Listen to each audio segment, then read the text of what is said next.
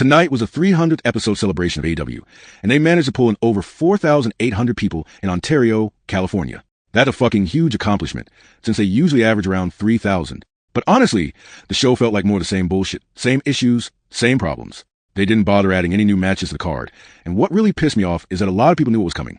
Well, Ospreay and Strickland versus the Young Bucks. That's not a new match. It was announced last week, and they gave Young Bucks a week to think about it. And with only 3 matches announced, Toni Storm versus Mercedes Moné, Hangman versus Moxley, and Okada versus Omega, it felt like they're just spinning their wheels. Sure, more matches could break up the monotony, but AEW is just planting seeds, teasing potential feuds without actually fucking building anything. It's all just smoke and mirrors, hinting that some matches might happen someday, but nothing concrete. It's frustrating because they're not caring about developing other storylines or creating compelling narratives going into the show. It's like they're afraid to put in work, so they just tease and hope the audience fills in the gaps. The show kicks off with Hangman Adam Page, and the crowd fucking loves him, loud as hell. I love the use of green fireworks, my favorite color in the theme music, which is like a haunting Once Upon a Time in the West harmonica and violin combo that oozes anger and sadness at the same time. Hangman says, "You'd have to fucking kill me before I let this chance pass me by," to win the AEW championship. He's fired up, unrelenting. Then he dismisses the idea that the Elite or the Death Riders can stop him. "If you think the Elite or the Death Riders are going to hold me back, you're the biggest fucking dumbass." And then he drops the bomb, challenging Jon Moxley to a Texas death match. I was ready to lose my shit. My jaw nearly hit the floor. That's the kind of bold, reckless storytelling that sticks with you. But here's where the shit gets complicated. This is a controversial choice, and it's a double-edged sword. The guys involved, Swerve, Ospreay, the Death Riders, are all known for their brutal, violent matches. It's a natural fit, and it makes sense for a story. The problem is, last year, Swerve and Hangman got slammed for their over-the-top violence. Syringes, cinder blocks, chairs smashed with reckless abandon. Fans complained because it went too far, and honestly, they had a point. Imagine a WrestleMania before the Attitude Era. Say, Mankind's Hell in a Cell fall, people cheer, but a lot of folks also get turned off because it's just too much. AEW's TV 14 rating allows them to go there, but there's always a risk of turning people away, especially families with young children, which is usually the biggest professional wrestling audience. And if you think about it, there's a reason why Combat Zone Wrestling doesn't get a lot of people going to return to Death Show, or why that isn't the large stadium, because ultra-violent matches don't appeal to masses, unlike in the 1990s with ECW, Frontier Martial Arts Wrestling, and the Attitude Era. A brutal Texas death match with Moxley and Hangman could be a fucking split decision. Some people will love it, others will be disgusted. And if Moxley walks out as champion, everyone would hate it like a child support payment. It's a huge gamble, but I gotta respect the fact that AEW is willing to embrace that violent edge that WWE refuses to touch anymore. That's what makes them different. They're not afraid to push the boundaries, and that's fucking important. Moxley storms out, looking like he's ready to tear the place apart. He tells Hangman that he's risking everything, his health, his future, on this title shot. Then he says, "You're not ready. You're going to lose, and you want to lose."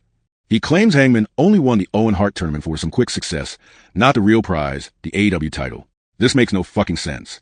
Hangman's history is full of violent matches, and he's a guy who burned down Swerve's house in a promo.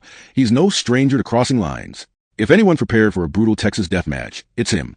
Moxley's tone deafness here feels like he's just talking out his ass, ignoring Hangman's past because he's too busy playing the I'm tougher game. Things get even more fucking strange when Hangman beats down Moxley, about to stab him with a fork. That's raw, visceral, and exactly the kind of shit that shows he's more than ready. But then Marina Shaffer slaps Hangman, and he just takes it like a fucking chump. Why? Because he's a man, and apparently, he's sticking to that bullshit "you don't hit women" code. I thought, what if he just grabbed the briefcase from her, beat her with it like Stone Cold Steve Austin beating Lita with a chair, gratuitously, crossing that line, showing he doesn't give a fuck about the rules. That would have made him look like a dangerous, unhinged bastard willing to do whatever it takes. Instead, he just stands there like a passive asshole. Moxley, seeing that, challenges him to a Texas death match. That's more like it. Fucking brutal, no bullshit. Then Hangman hits Marina with a buckshot lariat. And minutes ago, Samoa Joe and Powerhouse Hobbs come out of nowhere to save him from the Death Riders. It makes no sense. They should have been there from the start, not after everything's already happened. It feels like sloppy booking, like they just threw those guys in at the last second because they realized the segment was falling apart. Hangman's acting out of character. 2, allowing Marina to slap him repeatedly, like he's afraid of crossing some invisible line. Honestly, I think the real reason is that Hangman doesn't want to look like a bad guy who hits women. That's weak. If a woman's beating on a man in real life, sure, he's allowed to fight back. But if you want to sell Hangman as a reckless, violent bastard, then make him cross that line. Show some fucking balls. Or better yet, have Willow Nightingale come out and face Marina, woman versus woman. This whole segment elicited a lot of emotions and got me really excited for the show, but it did fall apart with how it was structured.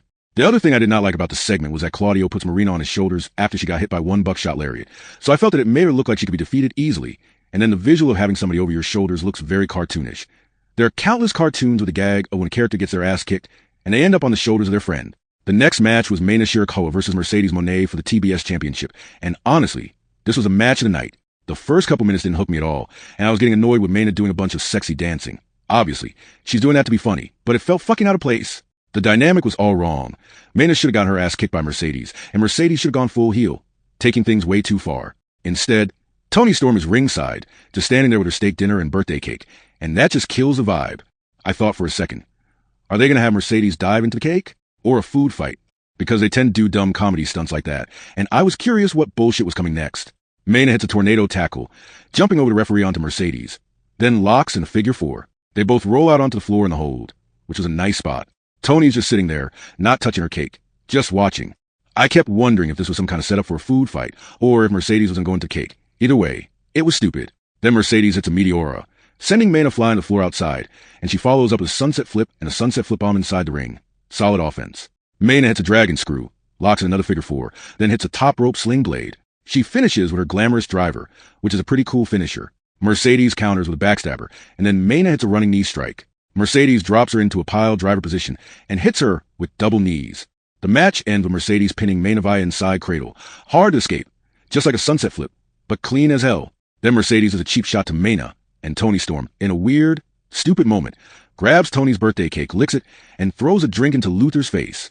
The back and forth was a little surprising because I expected Mercedes to dominate, since she's got 7 women's titles and is supposed to be a legit badass. But instead, the match devolved into this ridiculous food fight bullshit, which I've seen maybe 5 times already. It's a tired, repetitive gag, like some dumb Family Guy or Conway Twitty joke, completely unnecessary and just plain stupid. It's not building any heat. It's just silly, playful bullshit that doesn't make Mercedes look like a heel or a threat. It's old, it's tired, and it's a fucking cliche. They keep doing the same stupid dinner date angle week after week. It's killing any momentum they might have had going into Mercedes versus Toni Storm All-In for the AEW Women's Championship. Next, the Young Bucks get into a limousine, and they say it's a gift from Tony Khan for reaching 300 episodes. They got stickers of themselves plastered all over the car, and inside there are boxes of shoes. They're trying to do some sort of shoe commercial, probably trying to sell AEW branded kicks, but it didn't land. It was just stupid. It felt like they took a page out of Chris Jericho's playbook, because Jericho used that corny Sinatra-style music when he was doing those cringy promos in Ring of Honor against Matt Cardona. Honestly, it was just as stupid here. Nobody laughed. It was crickets. I kept thinking, would have been way better if the driver was Prince Nana or if Osprey and Swerve Ambush in the car gave them a beatdown they deserved. But no, it was just dumb comedy that nobody cares about. It's the kind of shit that makes you realize the Young Bucks know exactly what they're doing, annoying the audience enough to get heel heat, but it's a cheap, lazy way of doing it. And I honestly believe this kind of nonsense might turn people off so much they won't bother coming back next week. If the segment's that stupid, I doubt they'll get more than 4,800 people in the arena next Wednesday, because nobody wants to watch that bullshit. The second match was MJF versus Anthony Bowens versus AR Fox versus Brody King, and the winner gets the second spot in the men's Casino Gauntlet match. For those who don't know, the Casino Gauntlet match is like a hybrid of a Royal Rumble and Money in the Bank. 2 wrestlers start, and every few minutes, someone new enters. The first 2 guys to start have the advantage of potentially winning outright without other fuckers getting involved, which is a smart little wrinkle. MJF dodges Brody King, then hides behind the Hurt Syndicate and does commentary, which is a bit divided. On one hand, he's playing heel really well, being a slick, manipulative bastard, and using his voice instead of just flashy moves, which makes him stand out. But the problem is, it also feels cartoonish, like some over-the-top villain from a Saturday morning cartoon. It's a little too exaggerated, and honestly repetitive as hell. MJF being an asshole slick and proud of it is a shtick. Sometimes it works, sometimes it doesn't. This time, I'm okay with it because he's leaning into the heel persona hard, and it fits. Brody beats down Bowens and Fox, hitting them with a running crossbody each while they're sitting in ringside chairs against the barricades. Those hits had to fucking hurt. AR Fox does a top rope send onto Brody, and Brody responds with a second rope dive onto Bowens and Fox. MJF sneak attacks Brody with a steel chair, which is classic heel shit. I really hope Brody King gets a bigger push because he's incredibly underrated. He's a big man with a lot of talent. Or they could do a big man versus big man with Lashley versus Brody, which would be a banger. AR Fox is a ton of great offense, but it's a damn shame he's stuck doing flips and losing matches. That's a waste. He hits a corkscrew brain buster on MJF, and Brody hits a cannibal on all 3 of them while they're all laid out in the corner. Fox follows up with a 450 splash on Brody, and MJF hits a hammerlock DDT on Bowens. Brody hits a gonzo bomb on Bowens, and MJF wins by making AR Fox submit before Brody can get a pin. Classic heel move. MJF is yelling into the microphone, getting right in your face. Once again, some people might say, oh, Max does this every week because his character is a manipulative sociopath. But honestly, it still works. It's effective heel shit. After that, Mark Briscoe storms out, calling out MJF because he called him a bitch last week. He's pissed, and he says since the first two in the casino gauntlet, MJF's about to get a serious ass-kicking. Briscoe then announces they're going to settle their beef next week in ring, which should be fucking great, because both men have killer mic skills. Briscoe's underrated on the mic, but give him more time, he's got the potential to create some iconic moments. I really hope this leads to him getting recognized for his full talent, because he's a damn underrated gem. Then Speedball and Kevin Knight come out and ambush the Hurt Syndicate. The problem? These two look like cruiserweights, tiny guys going against the fucking monster faction. Honestly, I hope this isn't leading to a match with them against Lashley or someone big, because that would be an insult to Hurt Syndicate, especially with the tag titles on the line at the biggest show of the year. Kevin Knight and Speedball get their asses kicked, and Speedball says, "You didn't finish the job," which is a classic heel line. The Hurt Syndicate comes back and beats the shit out of them again, and Kevin Knight calls Shelton Benjamin a bitch, saying, "Your mom must have taught you how to fight because you fight like a bitch." They get beaten down for a third time, and then Kevin Knight challenges Shelton Benjamin to a match on Collision. While I respect the fighting spirit of Speedball and Kevin Knight, they took a beating and didn't just roll over. They're not the right guys to face the Hurt Syndicate. They're small, physically, and it's just not believable. The way to fix this mess would be to put the Hurt Syndicate in a four-way tag match. Speedball, Mike Bailey, Kevin Knight, and then Christian Cage with Nick Wayne. The winners could be FTR or the Outrunners.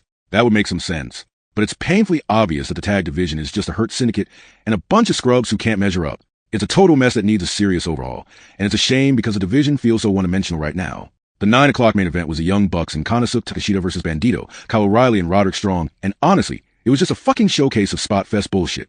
Takeshita hit a blue thunder bomb on Bandito, followed by a Liger bomb, pretty standard stuff, but then Bandito did a top rope suplex on Takeshita, which was a nice moment. But the real issue is that this match was supposed to lead into next week's pay-per-view, Ring of Honor Supercard of Honor, where the main event is Bandito versus Takeshita for the ROH Championship. And that's where the problem lies. Takeshita isn't even talking about it, and you don't see any segment with Okada instigating him or hyping their rivalry. Don Callis isn't out there celebrating that one of his faction members is about to compete for such a prestigious title with a 25-year lineage. It's a fucking joke. They're completely ignoring this huge title shot, and they're not hyping the Supercard of Honor at all. No wonder the buy rate for ROH is in the thousands instead of tens of thousands. They're dropping the ball. Again, the match ends with Takeshita and the Bucks hitting their Meltzer driver, then a super kick and powerbomb combo on Bandito. The real cherry on top is Takeshita hitting the Raging Fire on Kyle O'Reilly, completely out of nowhere, and honestly, a surprise because usually the heels don't win. Many of the members of Don Callis' crew tend to lose, so I expected Bandito to win here. So I gotta give them credit for having Takeshita take the win. Makes him look like a legitimate contender, at least for now. Then Ospreay and Swerve Strickland come down to the ring and talk to the Bucks, and they set up a tag match at AEW All In. The stipulation? If the EVPs win, Swerve and Ospreay can't compete for the AEW Championship for a year. If Swerve and Ospreay win, the EVPs lose their booking power. That's a fucking interesting stipulation because it opens up so many possibilities. Swerve and Ospreay could lose and then start feud, especially since many fans believe Ospreay should be the AEW champ at All in London in 2026. It's a perfect setup. But here's the catch. If the Young Bucks win, it keeps the door open for chaos. You don't know how the main event's going to turn out because the Bucks and the Death Riders are tight. If they get an early win, it planced out, makes you wonder if Moxley's really walking out as champ, which would be a good thing. It keeps the audience guessing, and that's smart booking. But if the Bucks win, and then Moxley wins later, that's just going to piss off a lot of people, turn them off completely. It's a damn good stipulation. But here's the thing. They talked about this match last week, and now it's official, so I don't even count it as a new match. They didn't add anything to the card outside of turning the World Heavyweight Championship match into a Texas Death Match. Again, it's just a cheap way to change the stipulation and pretend it's new. No extra matches, no real effort.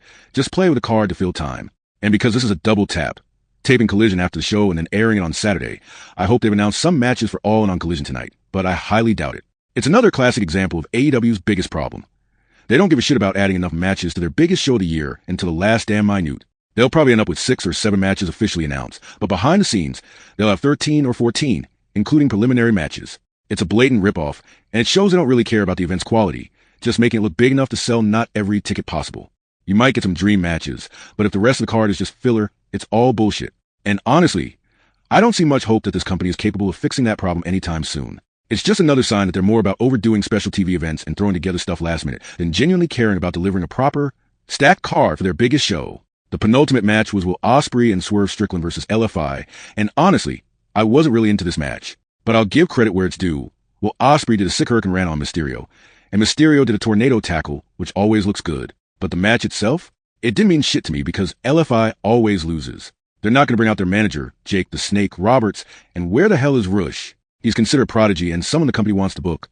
but he's probably sitting at home waiting for a call from NXT or some other promotion. The fact that LFI always loses makes this match pointless to watch.